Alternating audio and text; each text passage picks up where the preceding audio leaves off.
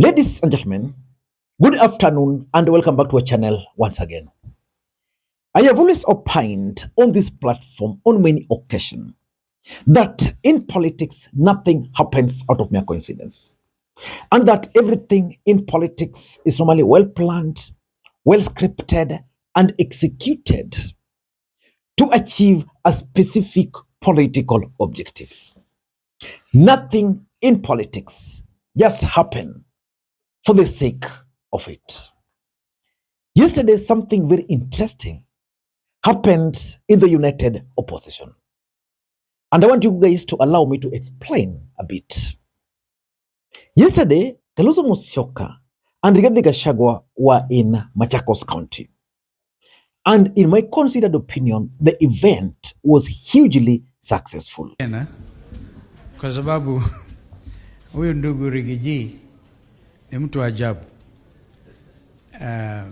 And Kenyans are very excited about you, that you've taken the bull by the horns. One time I used to tell this community Wakamba, Nyamuna amekwata mbiai, inyu mukomezi nzele.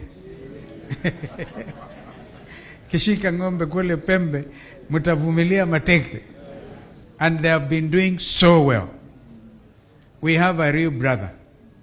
Na yeye mwenyewe akiongea mtajua is truly a truthful man. Duncan, you know, when you asked that to kuje, I wasn't so sure. There were competing interests, na nikwambia hebu omba tu. And mimi nikafika mahali kambia, I think I'm now coming, but I also didn't want to come because watu wa Kenya hawa na maajabu. Mama Jane, kama ningekuja hapa bila Rigiji na JB na wewe Jane, nije na Mawadhe na Mbui, na nikuje na Maanzo na Senator Mama Kabindu, watasema naona huyu jamaa anakaa tu kambani. And Rigathi Gachagua actually hinted that is likely to support Kalonzo Musyoka's bid for presidency in 2027, which is going to form the basis of this analysis. So mtashikilia huyu kiongozi? Mtamshikilia nyumbani? Mmetupatia tutembee na yeye? Tutafute serikali? Yeah? And we will remember this day. Na kiongozi tukifaulu, turudi hapa hii kanisani tuseme shukrani. And while that event in Machakos was underway, another event was also happening in Kajiado. That event was being graced by none other than Fred Okengo Matiang'i. Matiang'i was accompanied by Jeremiah Kioni. Interestingly, Kalonzo Musyoka also joined Fred Matiang'i later in the afternoon. But that's where the problem is. And just like I keep on telling you, in politics, nothing happens out of mere coincidence. None of Rigathi Gachagua's allies accompanied Matiang'i or joined Kalonzo in Kajiado. Again, none of Fred Matiang'i's allies joined Kalonzo in Machakos. That's a very big sign. Very big sign. And for you to read that sign, I want to take you to what Jeremiah Kioni posted after that event. This is what Jeremiah Kioni posted. Today, alongside Dr. Fred Matiang'i, listen. Today, alongside Dr. Fred Matiang'i, I joined the faithful in Kajiado County for a blessed service at the Tent of Revival Church. It was a moment of thanksgiving, prayer, and reflection. A reminder that our nation's strength is anchored not only in leadership and institution, but in faith and unity. As the scripture says, unless the Lord builds the house, the builder labor in vain. In the same spirit, unless we build our politics on values of justice, humility, and service to the people, then we fall short of the calling of leadership. The fellowship in Kajiado reaffirmed that Kenyans' future belongs to a people guided by faith, truth, and the courage to stand firm for what is right. That is Jeremiah Kioni posting. If you go through these photos which he has shared, you'll see the photo of Jeremiah Kioni and Kalonzo Musyoka there. And again, you'll see the photo of Jeremiah Kioni and Fred Matiang'i. The truth of the matter is that this event here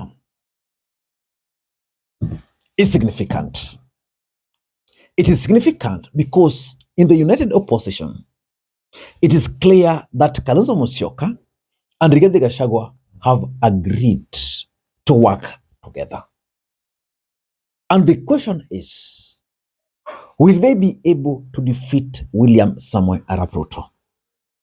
How will the other united opposition leaders take that move? This is exactly what I want us to analyze in this video. Before we do that, for those who are watching this channel for the first time, please take a second or two. Click the subscribe button so that next time we produce a video like this, YouTube will automatically notify you. And to the subscribers, I want to continue thanking you guys for your continued support. Because without that support, this channel cannot be where it is. Ladies and gentlemen, I can now confidently confirm that Rigathi Gachagua is going to support Kalonzo Musyoka's bid for the presidency of the Republic of Kenya. And here are some of the truths. The first truth is about the winning formation. So who is going to become Kalonzo Musyoka's running mate if he's supported by Rigathi Gachagua? Who is going to be Kalonzo's running mate? My bet, if I were Kalonzo, I'd pick a lawyer as a running mate. But who can he pick from the Luhya nation? Can he pick Eugene Wamalwa, George Natembeya, or even Oparanya, or even to some extreme, Moses Masika Wetangula? Because a running mate should be able to deliver the votes. A running mate should be someone who will be able, because if Kalonzo is enjoying the support of Rigathi, that would seal Mount Kenya and it will seal Ukambani. Of course, Kalonzo, I know, is not doing badly in northern Kenya, but importantly, in my view, he needs to break the Western Alliance which Ruto is banking on, which means he must get a running mate from the Luhya nation. So that is something which they have to deal with. Who could that person be? In my view, the best bet for him would be who? Guess. Edwin Sifuna.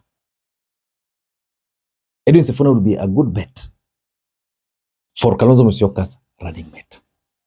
Why am I saying so?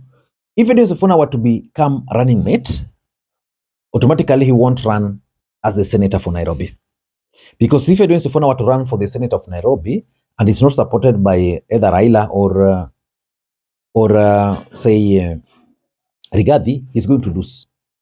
And his politics is going to end there. But if he were to run as Kalonzo's running mate, then that's going to prepare him for the future. And the Luhya nation might actually bet on him. And of course, you consider the Gen Z factor and the rest. So the winning formation there is one of the things they have to deal with. Number two is the Mount Kenya equation. And that's why I brought up that aspect of Jeremiah Kioni. Why do you think Jeremiah Kioni did not mention Kalonzo Musyoka in that post? Because for me, that's disrespectful in the first place. Kalonzo is senior to Fred Matiang'i, if anything. His presence cannot just be rubbed off like that. That was disrespectful. But it brings the question about Mount Kenya factor in Kalonzo Musyoka's bid. Because let's face it, Jeremiah Kioni is Uhuru Kenyatta. Is Uhuru Kenyatta communicating to Kalonzo through Jeremiah Kioni that, you know, you're working with the Rigathi and therefore I don't have anything to do with you? So the question is, how will Mount Kenya vote in 2027?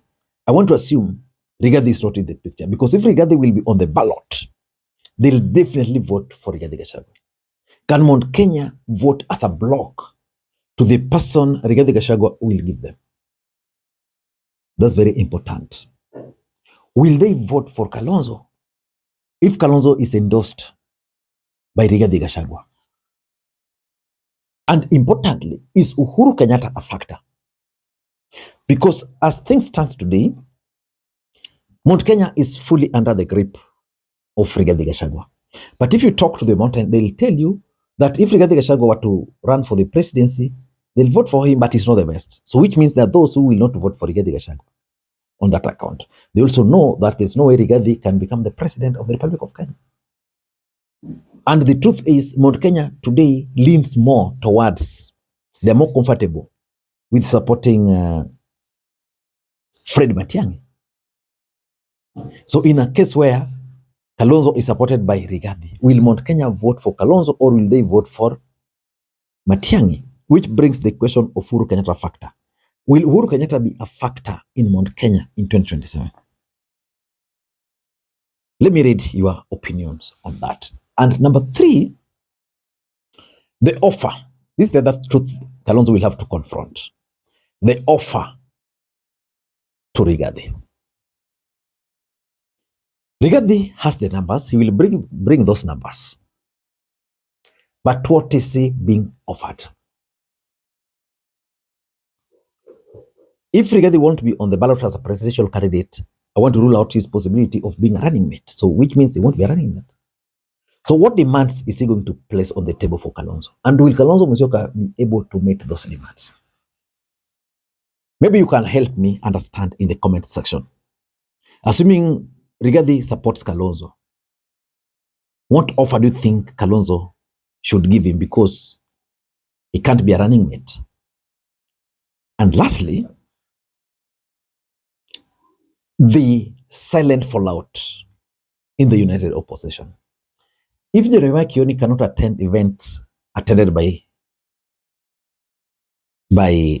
Rigathi and is the face of Uhuru, Matiang'i wants the support of the Kikuyu who are under the grip of Rigathi. I'm reading fallout there. Ladies and gentlemen, I don't know what you think, but I think Rigathi Gachagua has made his mind and is definitely going to support Kalonzo Musyoka if he will not be on the ballot himself. Until next time, this is Makwiny. Bye-bye.